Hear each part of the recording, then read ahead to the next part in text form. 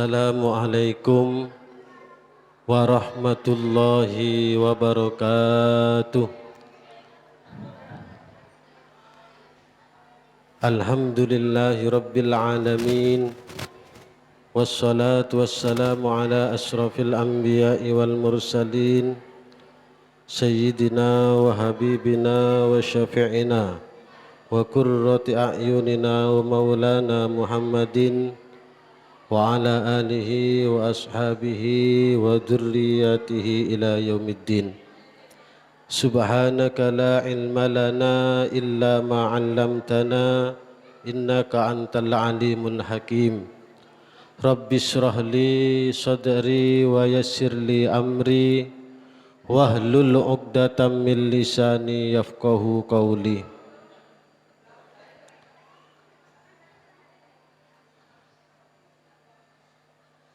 Amma ba'du, segenap para hadirin, para hadirat, ibu-ibu, bapak-bapak yang saya hormati, alhamdulillah, sebagai ungkapan rasa syukur kehadirat Allah Subhanahu wa ta'ala yang telah melimpahkan rahmat, nikmat, taufik hidayah dan inayahnya pada kita sekalian, sehingga pada sore hari ini kita ditakdirkan kembali bersama-sama duduk dalam satu majelis dalam rangka mengikuti pembacaan kitab Wasiyatul Mustafa. Mudah-mudahan kehadiran kita di majelis ini senantiasa bersama ridho Allah Subhanahu wa ta'ala, dan kita semua yang hadir pada sore hari ini bisa mengamalkan isi dan kandungan yang ada dalam kitab Wasiyatul Mustafa ini. Amin amin ya rabbal alamin. Salatullah ma'a salamihi, semoga senantiasa hulut mengalir keharabian manusia teragung Nabi besar Muhammad sallallahu alaihi wasallam yang telah membawa kita dari alam jahiliyah menuju alam ilmiah. Semoga kita semua kelak mendapatkan syafaat dari beliau baginda agung Rasulullah Muhammad sallallahu alaihi wasallam. Amin ya rabbal alamin. Hadirin hadirat, ibu-ibu, bapak-bapak, adik-adik yang hadir pada sore hari ini yang saya hormati, tema kita pada sore hari ini adalah faslun fid du'ai wal istighfari wal qur'ani wasairil adhkar. Fasal menjelaskan tentang doa, baca istighfar, membaca Al-Quran, dan membaca dzikir-dzikir yang lain. Baik, kita langsung masuk kepada tema. Qala al-muallif rahimahullahu ta'ala wa nafa'ana bihi wa bi'ulumihi fid dharaini amin. Qala alaihi salatu wassalam, ya aliyu alaika bid-du'ai bainal adhani wal iqamati. Kata Rasulullah sallallahu alaihi wasallam, wahai Ali, hendaklah kamu senantiasa selalu berdoa di antara adzan dan iqamah. Fa innahu la yuradduh, karena berdoa di waktu tersebut tidak akan ditolak, pasti diijabah oleh Allah Subhanahu wa ta'ala. Ya Ali, idza da'autah fabsid yadaka hadwa sadrika wa la tarfa'uha fawqa ra'sika wa tusiru ila Allah ta'ala bisababatikal yumna. Wahai Ali, jika kamu berdoa, maka beberlah telapak tanganmu lurus dengan dadamu. dan isyarahlah dengan jari telunjukmu kepada Allah Subhanahu wa taala. Ya Ali, la tajhar bi qiraatika wala bi du'aika haitsu yusallin nasu fa inna dzalika yufsidu alaihim salatahum. Wahai Ali, jangan kau mengeraskan ketika membaca Al-Quran, atau jangan kau keraskan suaramu ketika berdoa sekiranya di sampingmu, di sekitarmu, di sisimu ada orang yang sedang sholat. Karena mengeraskan bacaan Al-Quran, mengeraskan bacaan doa di samping orang yang sholat, itu bisa mengganggu mereka, orang-orang yang sedang sholat. Ya Ali, man dzakarallaha qabla al-fajr wa qabla tulu'i syamsi wa qabla ghurubiha istahallahu an yudzibahu binnar. Wahai Ali, kata Rasulullah sallallahu alaihi wasallam, barang siapa yang berzikir sebelum terbitnya fajar dan sebelum terbitnya matahari dan sebelum terbenamnya matahari, maka Allah malu untuk menyiksa orang-orang tersebut di dalam neraka.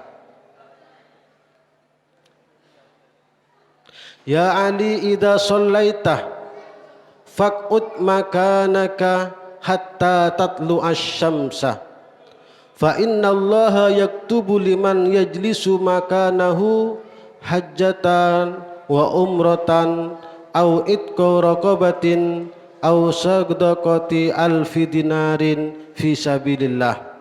Wahai Ali, jika kamu telah melaksanakan sholat, maka tetaplah di tempatmu, jangan pindah sampai matahari terbit.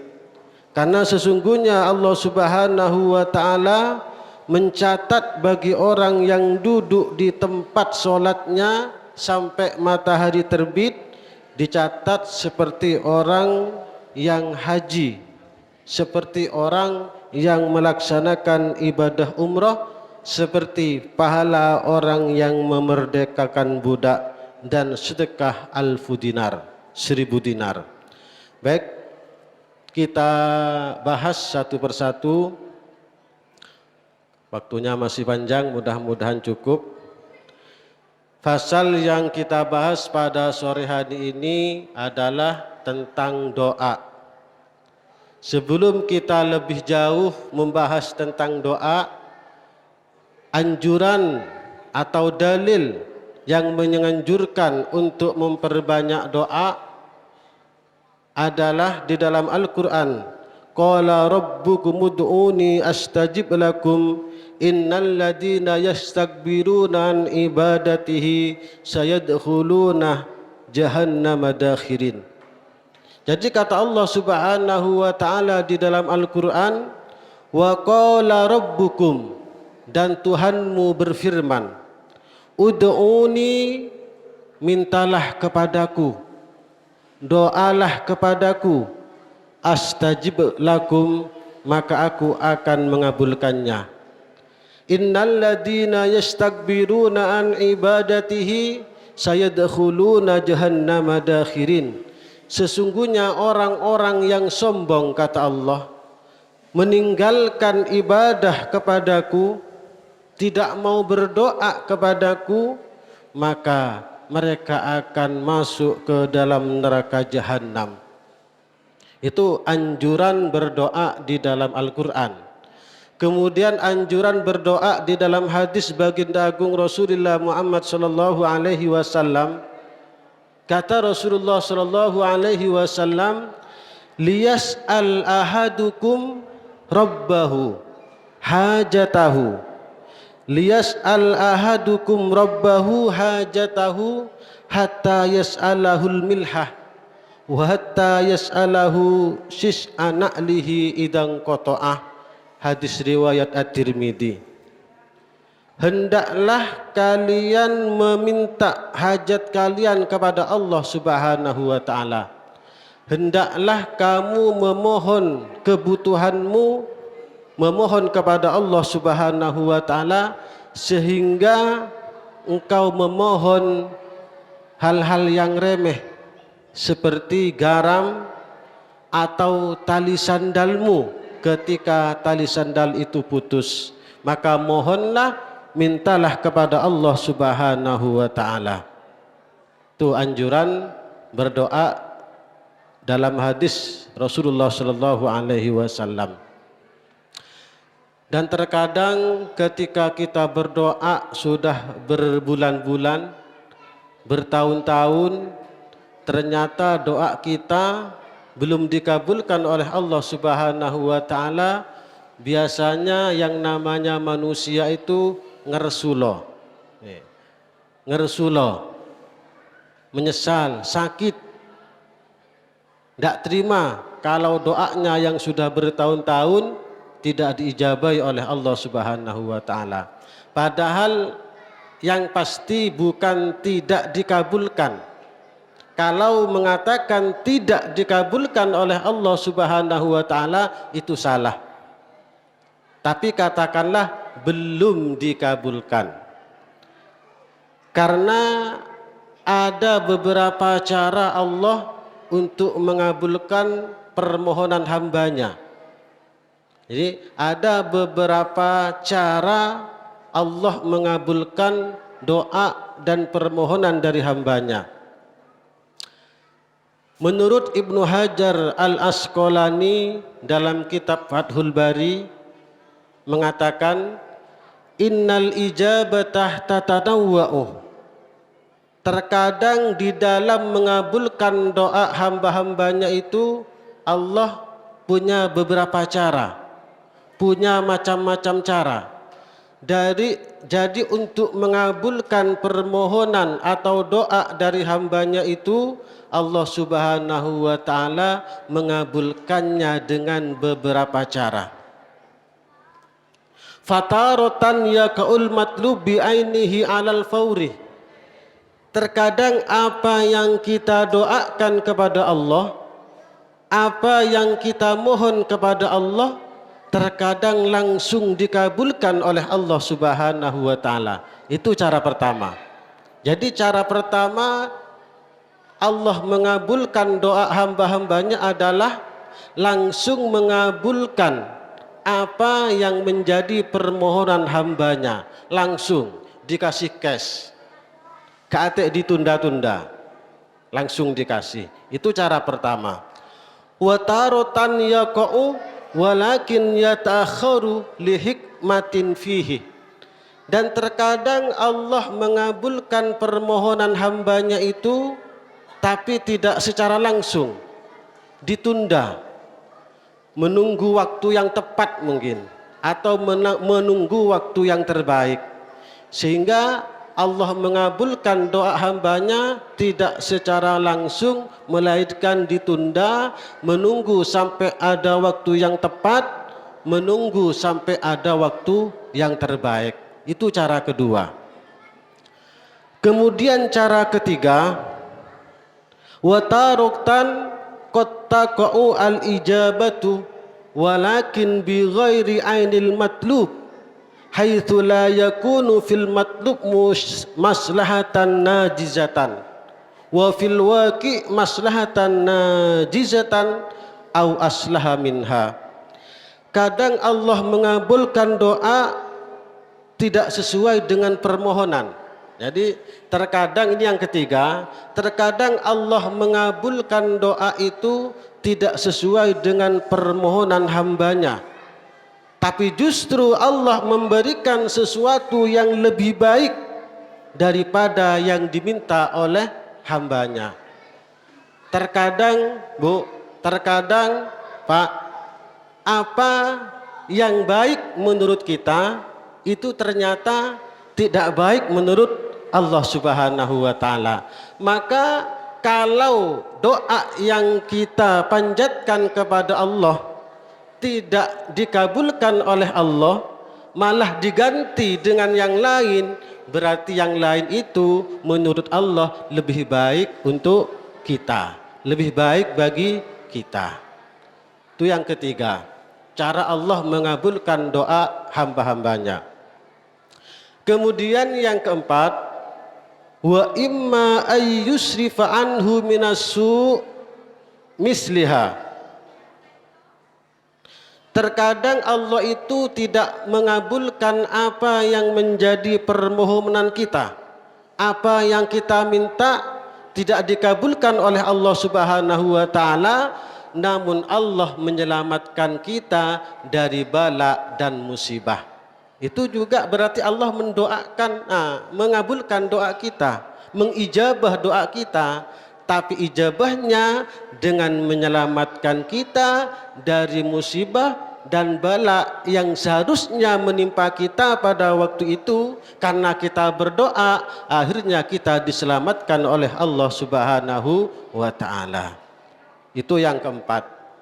Kemudian cara Allah mengabulkan doa hambanya yang kelima adalah wa imma ayyaddakhiraha lahu fil akhirah. Kadang Allah tidak mengabulkan apa yang kita minta di dunia, tetapi Allah menyimpannya kemudian dikasih kelak di akhirat. Jadi apa yang kita minta tidak dikasih di dunia, tapi Allah simpan dan kelak akan Allah kasihkan ketika di akhirat. Itu cara Allah, cara yang kelima Allah mengabulkan doa hamba-hambanya. Kemudian hadirin hadirat, ibu-ibu, bapak-bapak yang berbahagia, tujuan berdoa ketika hamba-hamba Allah berdoa itu tujuannya apa? Di sini dijelaskan, yang pertama tujuan kita berdoa kepada Allah Subhanahu wa taala adalah liidharil ubudiyatih, untuk menunjukkan bahwa kita itu adalah seorang hamba sahaya. Kalau seorang hamba, patutlah kiranya kalau kita meminta, memohon dan berdoa kepada Allah Subhanahu wa taala. Jadi yang menunjukkan bahwa kita itu betul-betul seorang hamba dengan cara kita berdoa, memohon, meminta kepada Allah Subhanahu wa taala. Itu yang pertama. Kemudian tujuan berdoa yang kedua adalah liidharil ihtiqar, supaya menunjukkan bahwa kita itu lemah di hadapan Allah Subhanahu wa taala. Yang menunjukkan bahwa kita itu betul-betul makhluk yang lemah adalah dengan cara kita berdoa kepada Allah Subhanahu wa taala. Kalau kita tidak mau berdoa kepada Allah, berarti menunjukkan bahwa kita itu tidak lemah karena kita tidak mau berdoa kepada Allah. Sombong. Kalau kita mau berdoa kepada Allah, berarti itu menunjukkan bahwa kita itu adalah makhluk yang lemah, yang selalu butuh pertolongan dari Allah Subhanahu wa taala. Itu tujuan doa yang kedua. Kemudian tujuan berdoa yang ketiga adalah liidhari ta'atillah, untuk menunjukkan bahwa kita itu taat kepada perintah Allah. Doa itu adalah perintah Allah di dalam Al-Quran. Ketika kita berdoa, berarti kita sudah menjalankan, melaksanakan perintah Allah Subhanahu wa ta'ala. Mudah-mudahan kita menjadi hamba Allah, menjadi manusia yang tidak bosan-bosan untuk berdoa kepada Allah Subhanahu wa ta'ala. Amin, Allahumma amin. La amma fid du'a fal khalqu fihi salasu tabaqatin amatun khasatun khasatil khassah. Terkait dengan doa, manusia ini terbagi menjadi 3 kelompok. Ada kelompok umum, ada kelompok khusus, ada kelompok khususil khusus. Ya, kelompok manusia yang umum, awam, ini memandang doa sebagai alat pengabulan permohonan.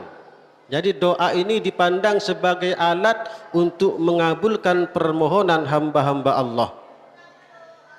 Menjadikan terwujudnya permintaan sebagai puncak dari tujuannya. Ini kurang adab kepada Allah Subhanahu wa taala. Sedangkan kelompok yang kedua ini memaknai doa sebagai perwujudan penghambaan, doa sebagai ibadah, tidak lain daripada itu.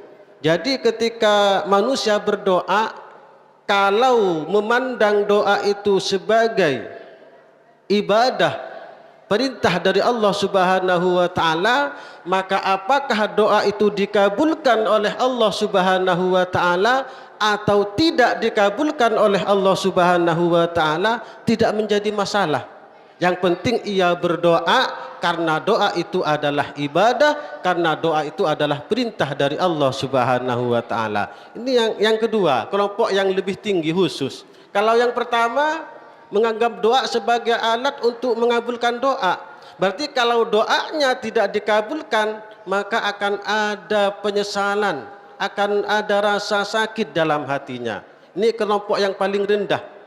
Yang di atasnya sedikit adalah memandang bahwa doa itu adalah ibadah, perintah dari Allah Subhanahu wa taala, jadi tidak ada hubungannya dengan dikabulkan atau tidaknya doa yang dipanjatkan. Yang penting ia berdoa, diijabah atau tidak itu terserah Allah Subhanahu wa taala. Sedangkan yang ketiga, memandang doa itu sebagai sambutan dan keramahan dari Allah Subhanahu wa taala. Ia berdoa karena ingin disambut oleh Allah Subhanahu wa taala. Karena ketika seorang hamba berdoa ya Rabbi atau Allahumma atau Rabbana, maka Allah menyambutnya dengan kata labbaik ya abdi. Itulah kelompok khususil khusus, berdoa hanya ingin dijawab, disambut oleh Allah dengan kata labbaik ya abdi, ya wahai hambaku. Kemudian kita masuk pada poin ya Ali alaika biddu'a bainal adan wal iqamah fa innahu la yuraddu. Wahai Ali, hendaklah kamu selalu berdoa di antara waktu adzan dan iqamah, karena berdoa di waktu-waktu tersebut doa kamu tidak akan ditolak oleh Allah Subhanahu wa taala. Terkait dengan waktu mustajabah, karena di dalam doa itu ada istilah waktu ijabah, ada istilah makan atau tempat istijabah, ada istilah hal atau keadaan istijabah. Hal atau keadaan istijabah contohnya ketika safar, bepergian. Ketika kita sedang safar, bepergian, pas berdoa kepada Allah, maka insya Allah doanya kabul, diijabah oleh Allah Subhanahu wa taala, karena faktor hal atau keadaan. Kemudian pas ada hujan kita doa, ini faktor keadaan hujan atau hal, kita doa maka doa kita akan dikabulkan oleh Allah Subhanahu wa taala. Atau pas ketika terjadinya gerhana matahari atau gerhana bulan, maka memang ketika terjadi gerhana rembulan atau gerhana matahari, kita dianjurkan untuk banyak berdoa pada waktu itu, karena pada waktu itu adalah mustajabatud dakwah. Kemudian ketika puasa itu termasuk hal atau keadaan yang membuat kita atau doa kita dikabulkan oleh Allah Subhanahu wa taala. Karena dalam hadis Rasul disebutkan ada 3 doa yang tidak akan ditolak oleh Allah Subhanahu wa taala. Pertama, doanya orang yang berpuasa hingga berbuka kedua doanya pemimpin yang adil, yang ketiga doanya orang yang teraniaya, al-madlum.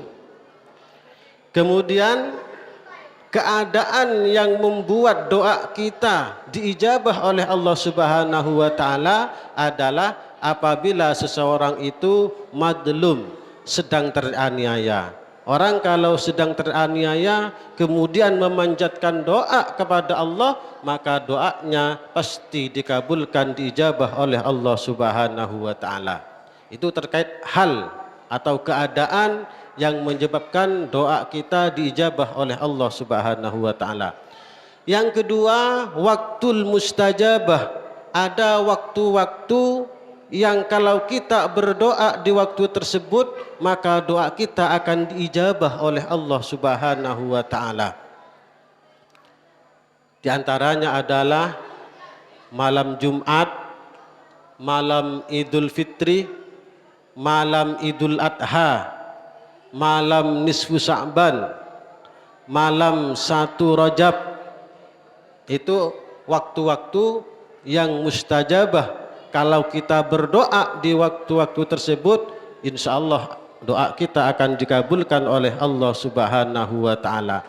Ya, termasuk diantaranya hadis ini, waktu diantara adzan dan iqamah. Habis maghrib ada yang baca sholawat, kita berdoa. Yang baca sholawat satu saja pakai mic, yang lain doa bisirri. Karena doa di antara waktu adzan dan iqamah pasti dikabulkan oleh Allah Subhanahu wa taala. Di antara waktu yang mustajabah lagi adalah waktu sahar, waktu sahur. Waktu sahur kita doa kepada Allah, maka doa kita akan dikabulkan oleh Allah Subhanahu wa taala. Itu terkait waktu mustajabah. Yang ketiga, makan al-mustajabah atau tempat-tempat mustajabah.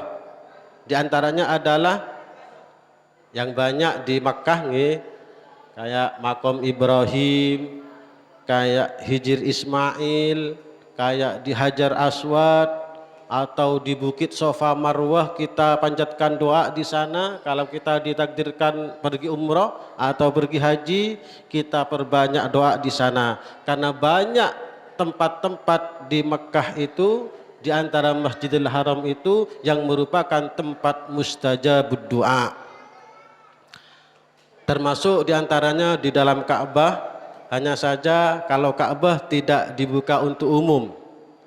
Kemudian di Multazam, di Arafah, di Raudhah Masjid Madinah, itu termasuk tempat-tempat mustajabud dakwah. Kemudian berbicara tentang tempat-tempat yang utama di Masjidil Haram, Masjidil Haram, kalau kita melakukan sholat di sana, satu kali sholat di Masjidil Haram itu sama dengan melakukan sholat 100.000 kali di selain Masjidil Haram. Keutamanya begitu, Pak. Maka haji dan umrah itu rebutan, karena keutamaannya banyak sekali, luar biasa.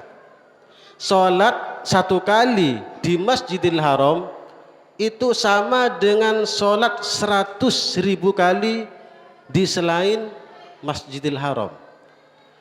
Kalau kita melakukan sholat satu kali di Masjid Nabawi, Al-Madinah, Al-Mukarramah, Al-Munawwarah, sholat satu kali di sana itu pahalanya sama dengan sholat 1000 kali di selain Masjid Nabawi.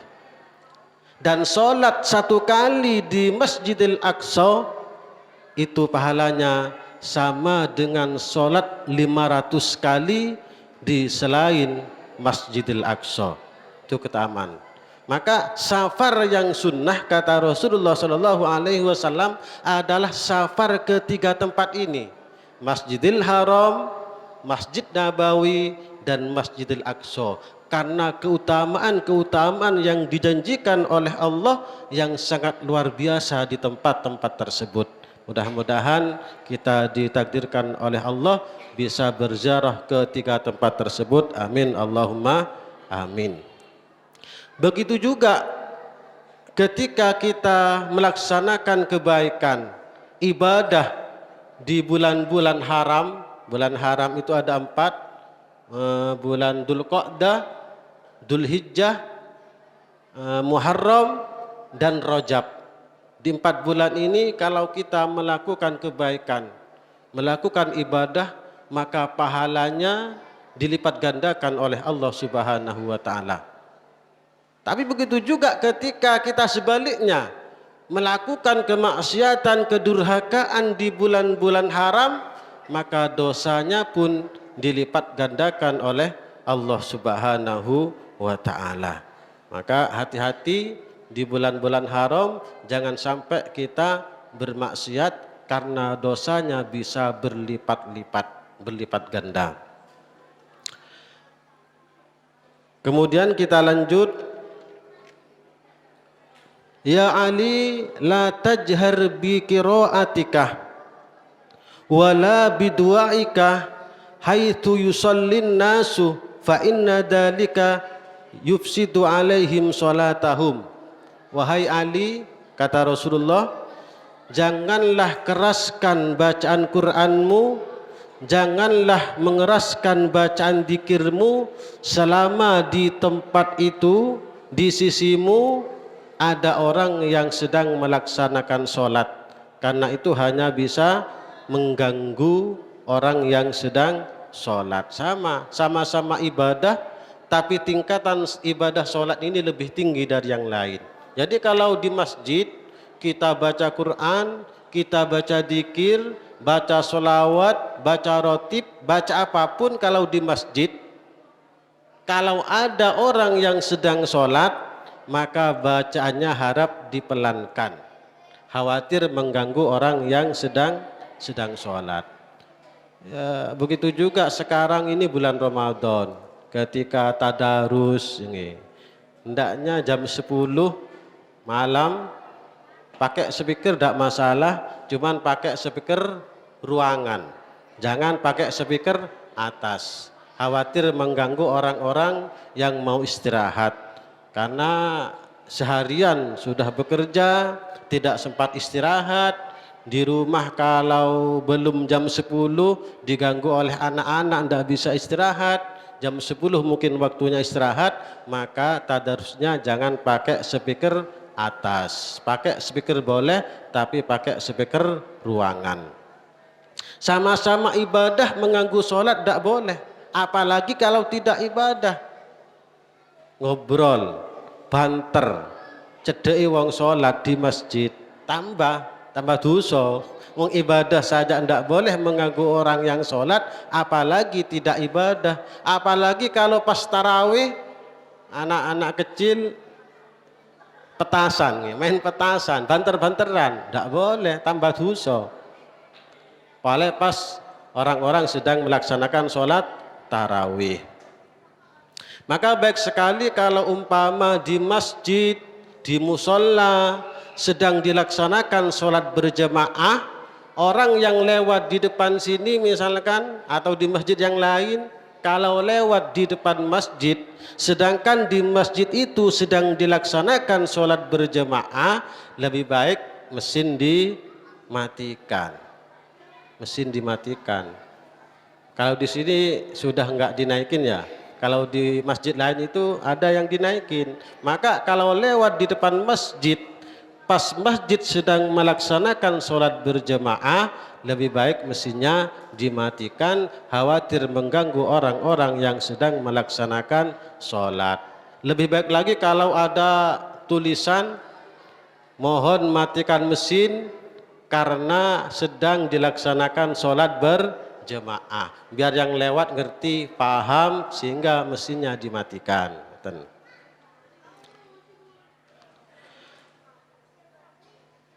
Di Ampel itu Bu, ya ngerti, di Ampel itu kan ada peraturan baru, kalau sedang dilaksanakan sholat berjamaah tidak boleh ada yang ziarah kubur, ziarah makbarah Ampel tidak boleh, semuanya ke masjid, tidak boleh. Sekarang aturannya begitu. Jadi kalau di Masjid Ampel sedang dilaksanakan sholat berjemaah, maka tidak boleh ziarah kubur. Makam harus sepi, semuanya ke masjid. Itu bagus. Kemudian kita lanjut. Ya Ali, man dzakara qabla al-fajri wa qabla tulu'i syamsi wa qabla ghurubiha istahalla ayyu'adzibahu binnar. Orang yang berzikir sebelum terbitnya fajar, sebelum terbitnya matahari, sebelum terbenamnya matahari, maka Allah sungkan, malu menyiksa orang tersebut di dalam neraka. Baca la ilaha illallah, baca dzikir. Di dalam kitab Durratun Nasin dijelaskan, innallaha ta'ala khalaqa amudan baina yadayil arsy fa idza qala al abdu la ilaha illallah muhammadur rasulullah ihtazza al amud fayaqulullahu ta'ala lahu uskun ya amud fayaqulul amud kaifa uskun walam taghfir li qailiha fayaqulullahu ta'ala qad ghafartu lahu fayaskunu inda dalik. Dijelaskan dalam kitab Durratun Nasihin bahwa Allah Subhanahu wa taala itu menciptakan tiang di depan arsy. Fa idza qala al-'abdu, ketika ada seorang hamba membaca la ilaha illallah Muhammadur Rasulullah, maka tiang itu bergerak dengan hebat, bergetar dengan hebat.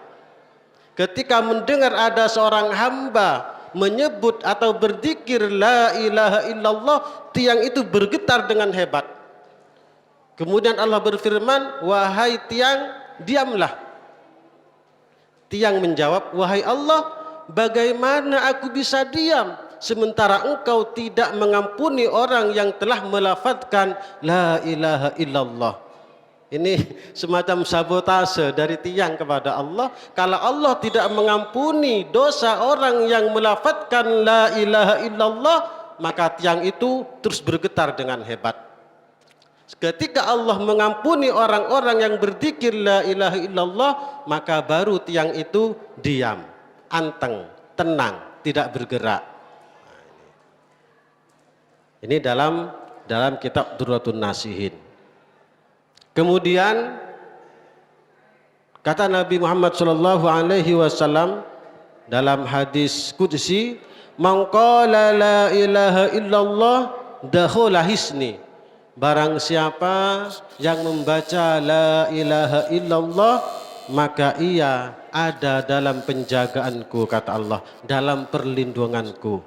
Kalau orang sudah dijaga oleh Allah, kalau orang sudah dijaga, dilindungi oleh Allah, siapa yang akan membuat orang tersebut tertimpa musibah? Tidak ada, karena ada dijagaan Allah, ada dalam perlindungan Allah.